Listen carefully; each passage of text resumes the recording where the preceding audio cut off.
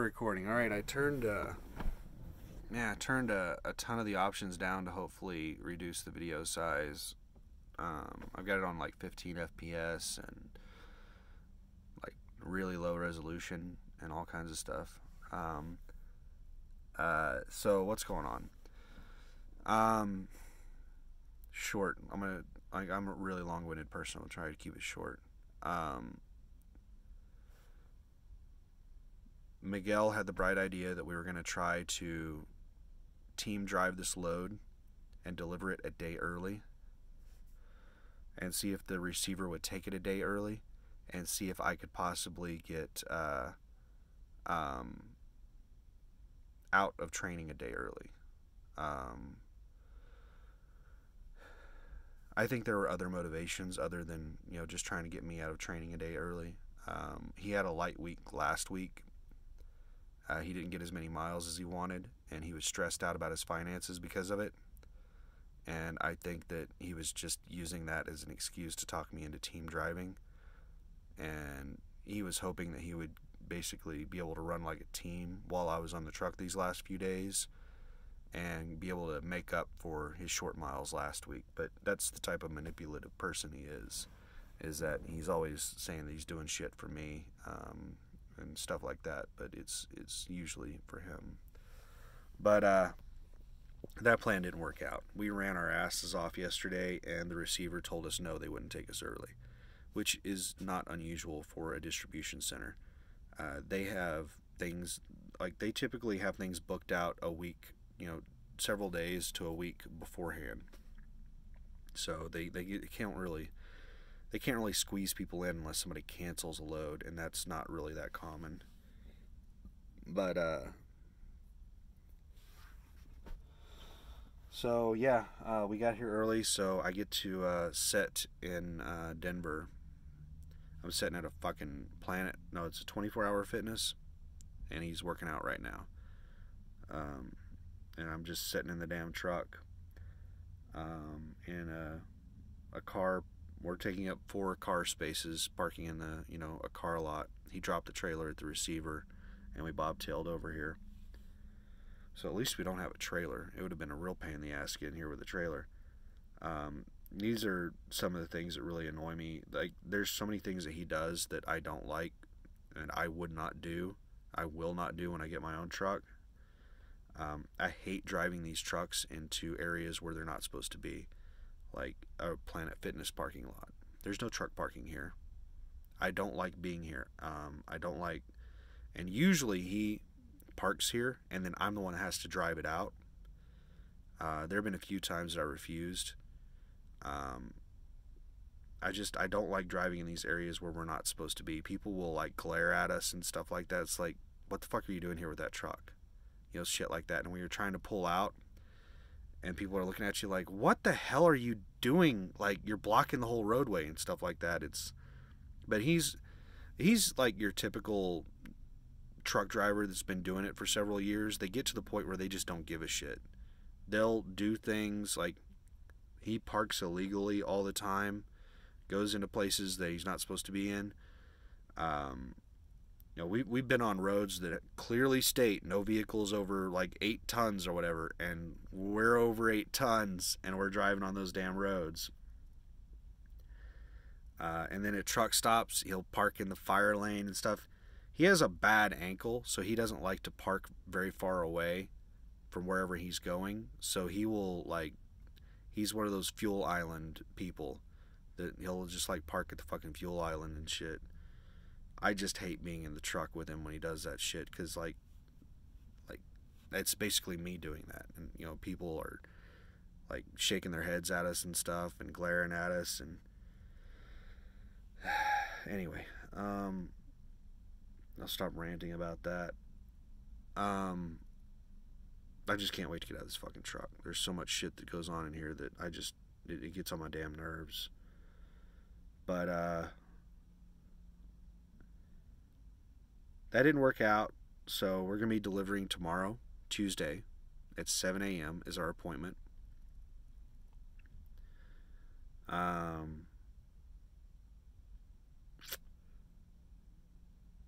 If all goes well, We still don't have our load after that one on us yet. We'll probably get it put onto us today at some point. Which actually I should probably check the thing and see if it's been put on there, because it might be on there right now. I suggest it's going to be put onto us within the next hour or two, and we'll know what we're doing after the delivery tomorrow at 7 a.m. Most likely we're going to be going toward Muskogee, but grabbing some type of paper product to deliver to Muskogee on the way.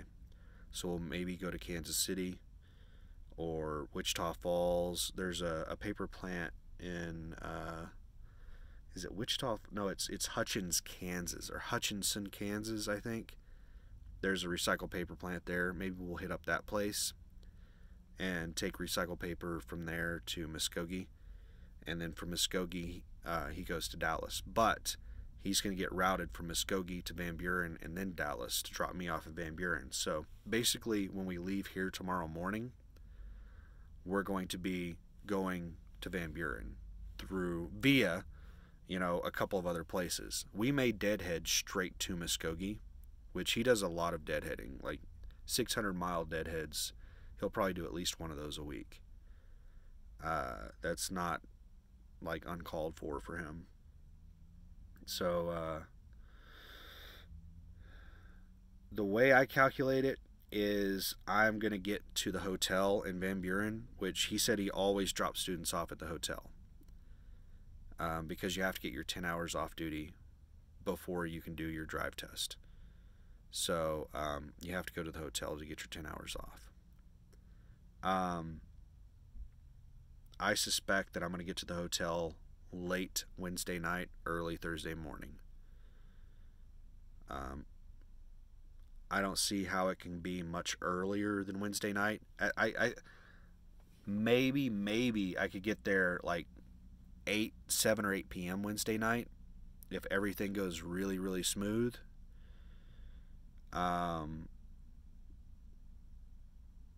If we deadhead straight to Muskogee's a drop and hook, and the load may be already ready right now. So it's just whenever we get there, we can roll out. So let me try to think of best case scenario. So we deliver at 7 a.m. tomorrow. Let's say they get us out of here by 10 a.m. And we can take off and drive from 10 a.m. We can drive 600 something miles. I don't know the exact mileage from Denver to Muskogee. I want to say it's like 700 to 750.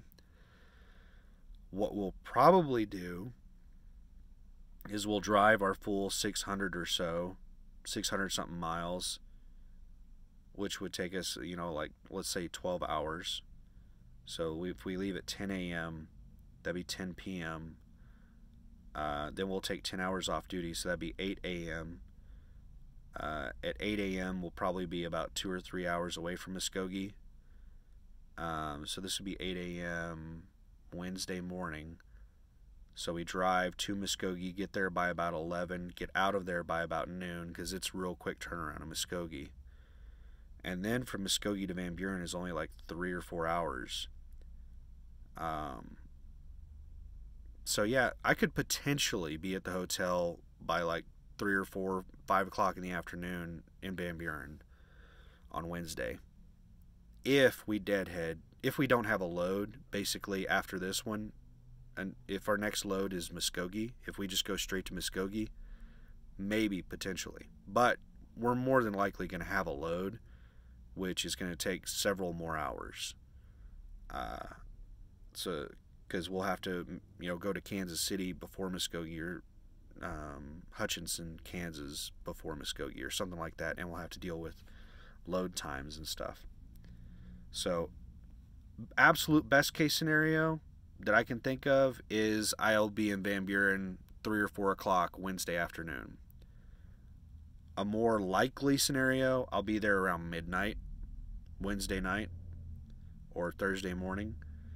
And more on the end of, if anything goes wrong, then it'll be Thursday morning or Thursday around, noon or something like that.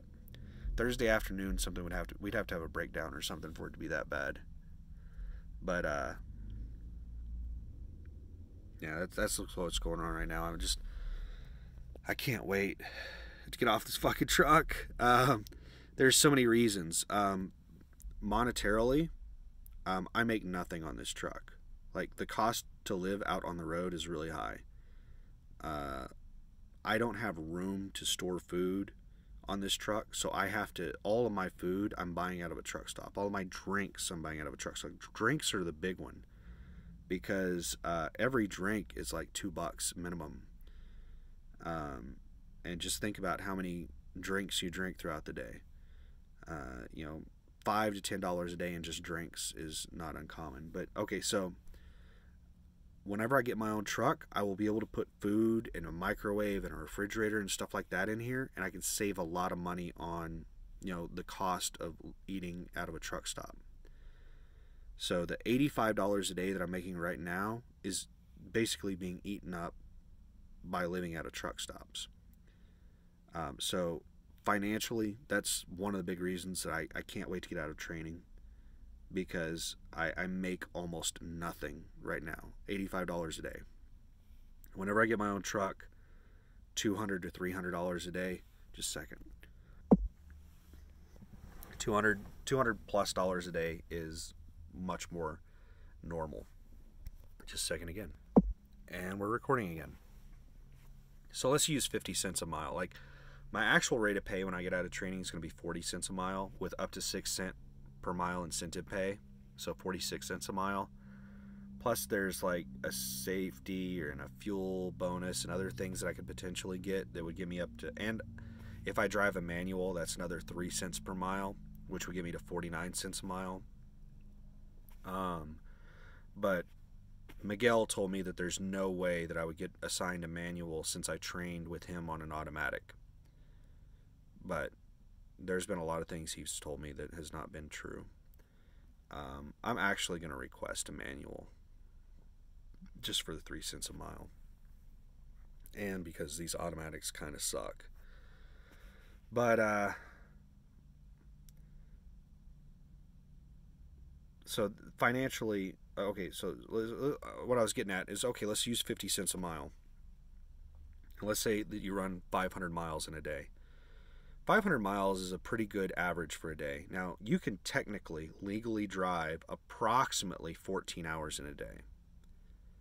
I'm not going to try to explain to somebody. I'm not going to try to break that down. That I would have to go for like 5 minutes explaining that. But if somebody's sitting there saying, no, you can only drive 11 hours in a day, they don't understand hours of service. They need to figure out a 24-hour day. So 14 hours in a day, these trucks are governed at 65 miles an hour. You cannot average 65 miles an hour. In a 65 mile per hour truck, a good average is 50. If you can average 50 miles per hour, that's really good. So at 50 miles per hour at 14 hours, that's 500 plus, it's 700 miles in a day, I think. Just off the top of my head. So just going off of 500 miles in a day at approximately 50 cents a mile, that's $250 a day whenever you're running, versus the $85 a day I'm making right now. So that's the huge financial difference. What else is there? There's just the fucking living with somebody else. Like, I don't sleep well. As an example, today, after doing a 20-hour day yesterday, after about 4 hours of sleep, he woke me up and got on my damn nerves, and was just being an asshole this morning. And now my adrenaline's going. I can't go back to sleep. So living in this, I'm not going to go on another tangent for like 20 minutes about how fucking annoying it is to be in a truck with somebody else. So financially, number one, not having to live with somebody else in one of these trucks. And then the other one on financially that I think I already mentioned is the food cost. That's another, like, so there's the financial income and then there's the financial outcome or outgoing expenses. It is really expensive for me to live in this truck right now because I don't have like anywhere to store food. And so I'm having to live out of the truck stops, which was really expensive. Once I get my own truck, then whenever I get home time, which I'm supposed to be home weekly, on my home time, I can go buy supplies. I can have a microwave in my truck, and I can save a lot of money that way.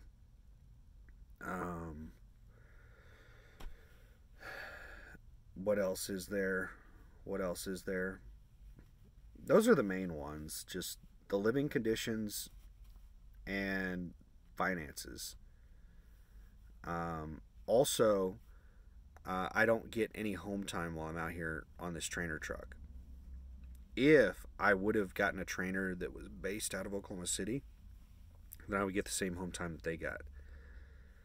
But I haven't been home in a long time. It's been like over 3 weeks since I've been home. This Wednesday will be 4 weeks since I've been home. So today's Monday. So Wednesday will be 4 weeks since I've been home. It's Thursday is probably when I'm going to get assigned my truck, and I'll hopefully be routed directly to my house, because I only live about 150 miles away from the terminal, so it should be nothing for them to even just deadhead me home. But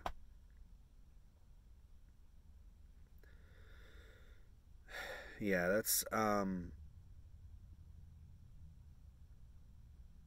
that's the other big thing. I got a whole bunch of shit. Like, being away from home for that long, I have a ton of shit that I need to do when I get there. Taxes. I have to deal with some house maintenance stuff. Bills.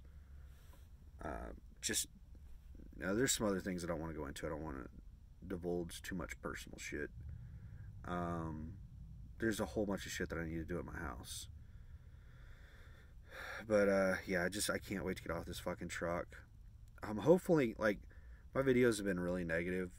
I think they've been getting more and more negative as I've been on this truck longer.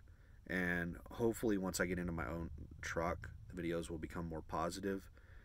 And since I'm going to have more control then, maybe I'll have some footage of me, actually driving and stuff like that. We'll see. As it stands right now, like, it's really hard to explain the situation of being a student in one of these trucks. It's really fucked.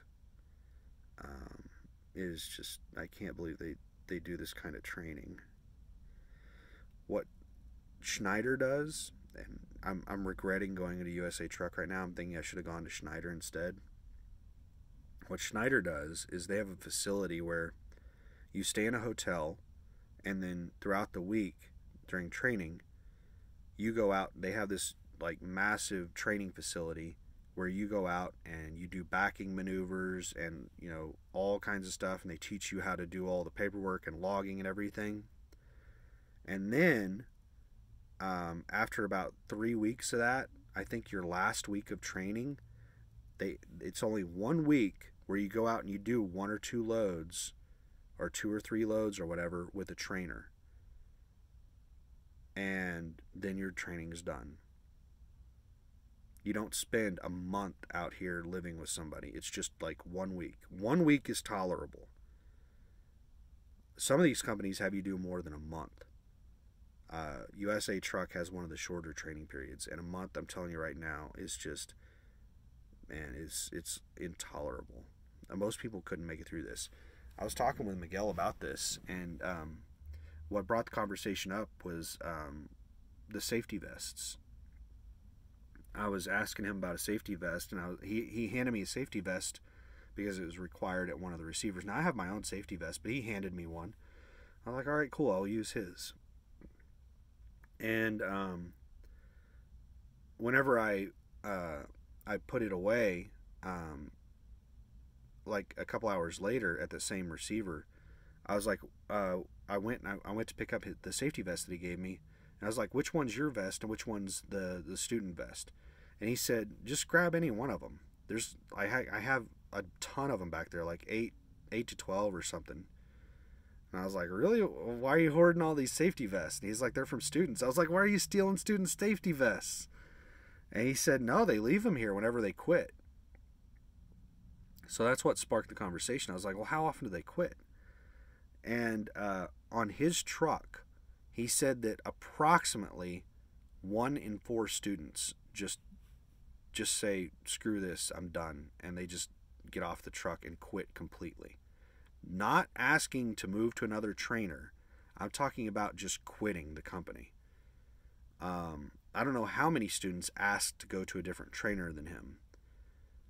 He has mentioned several things over the training that he's had students tell the training manager that he's an asshole, which he is. He's mentioned a lot of things that students complain about him on. Yeah. I was like, yeah, you are an asshole. I didn't say that, but I just sat there and took it all in. Like, yep. You have to have a really, really thick skin to be able to make it out here, and it's most people wash out at some stage. Either they can't get their CDL, or they get out here over the road and they just can't live this life. Like, this is brutal. This sucks. Or they make it through all that and they get into their own truck and they just can't stand the solidarity, or not the solidarity, but the solitude.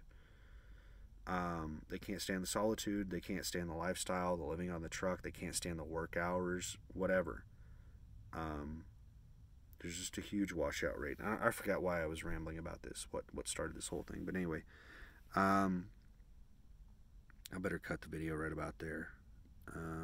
Go ahead and upload it. But yeah, just that was an update on the plan. It looks like I'm gonna be able to get off the truck Wednesday, Thursday, somewhere in that area. And this fucking training sucks. Anyway, bye.